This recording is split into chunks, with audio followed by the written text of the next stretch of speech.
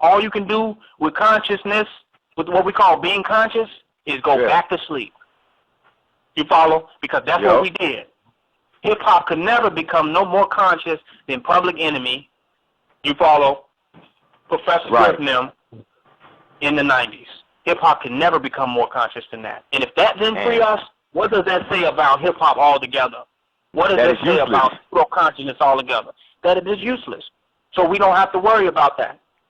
Let's worry about applying the consciousness that we have and have always had in a way that we never had before.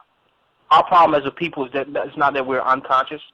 Our problem is that we refuse to apply the consciousness that we have, to put the courage and the integrity and the loyalty behind the consciousness that we have.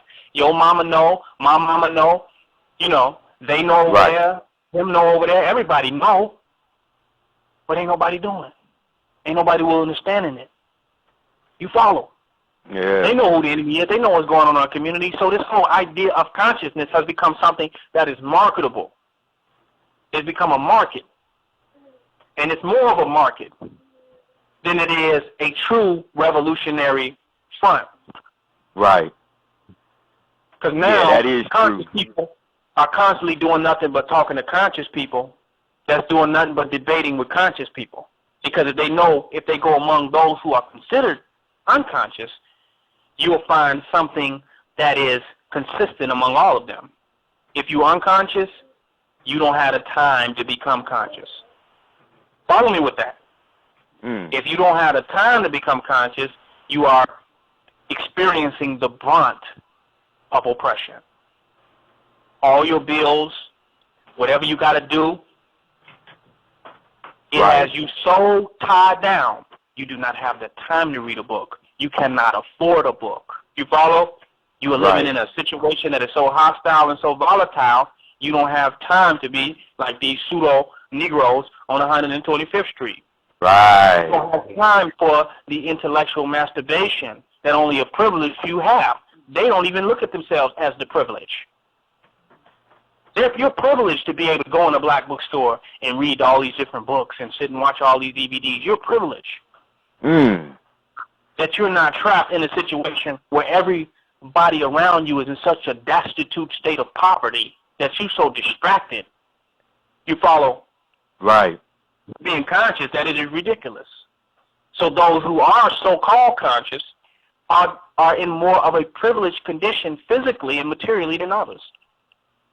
Damn. That's a fact. Some of our materialism, we say, well, our people are buying Jordans, they buying all this material stuff, they can become conscious, they have the money where they can become conscious. But what we overlook is that the reason they are so material, it is a weapon of adaptation in order to survive in a hostile environment that they live in. Do you hear what I'm saying?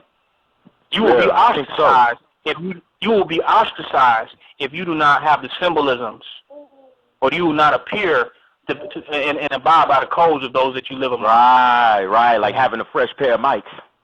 That's a fact. So all materialism is not just ignorance, like the so-called conscious make it appear to be. Like, oh, you know, you're just getting this material, you know, because you're a damn fool. No, you're adapting.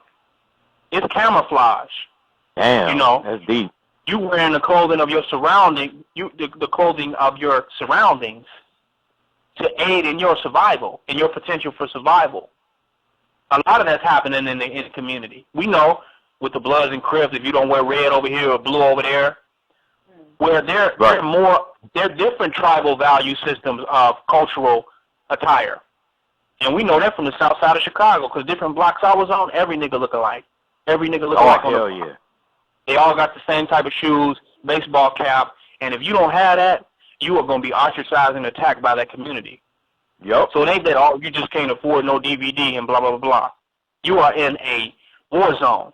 And since the militants can come in there and offer some protection and some sanctuary for others to become conscious, they will continue to have to adapt to the codes of those war zones, where the bullies rule those environments.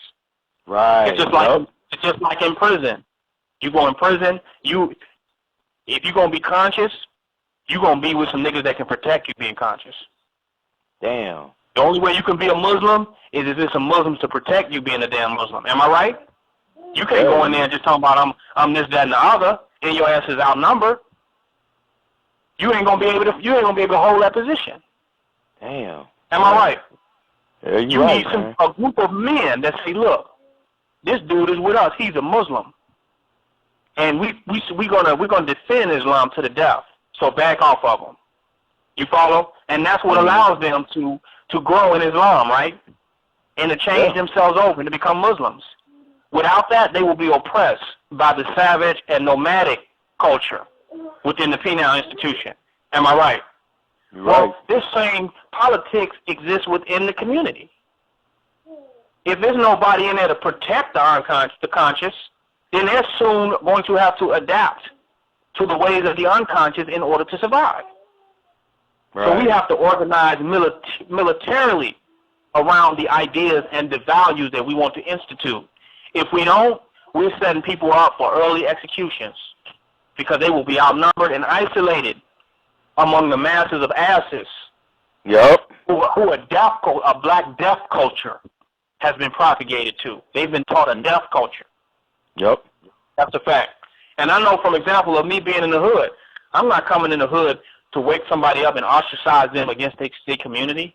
If I'm coming in to defend and protect whoever I wake up. You feel me? And also support and aid against the volatile circumstances that they exist in.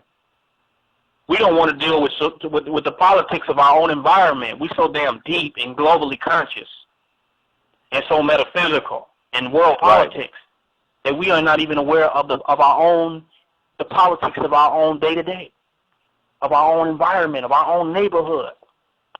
We're oblivious. So how can we be effective if we're not aware of the intricacies of our own social situations as a people? We play them off by just saying, oh, them just niggas in the hood.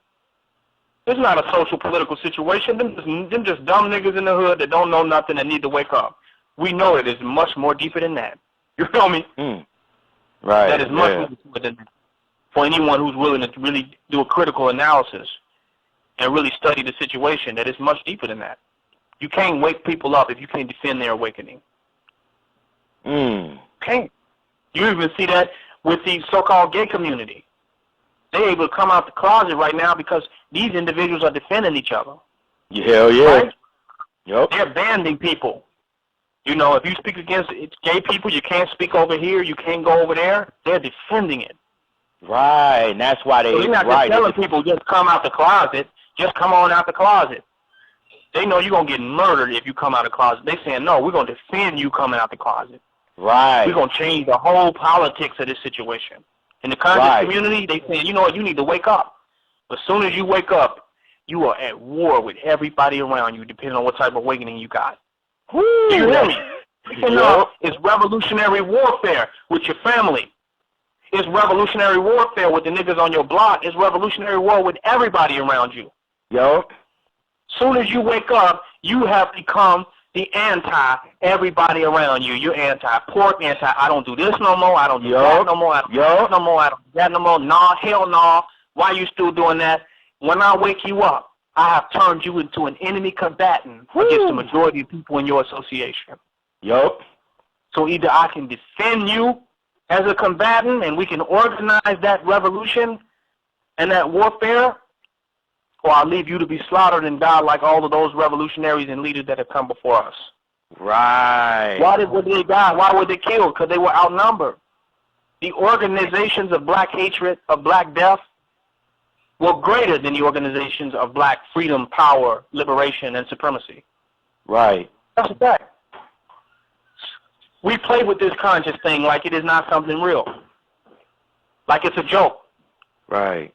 Yeah, it's not real if you own the good street on 125th Street.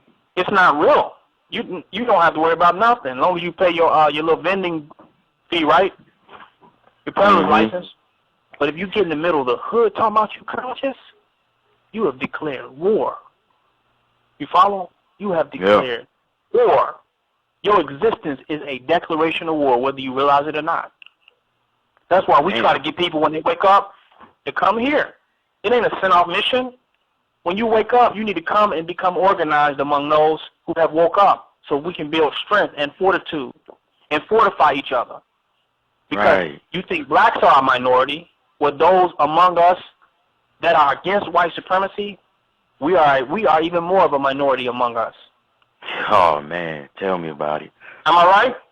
People talking about gay rights. What about true conscious person rights? Do I have a right to not smell chicken sandwiches and pork chops? Do I have a right? Right. Can I fly my red, black, and green flag without looked at as a terrorist or hating white people? Right. Black love and black pride is illegal in our community. You don't hear me? If I even pretend like I love my people, they're going to say, well, what's wrong with white people? You need to be more forgiving. I never said a goddamn thing about white people. I just said I love my own people. I might just mention Marcus Garvey or Malcolm X. They said, what, you hate white people? Why I got to hate white people in order to love my own?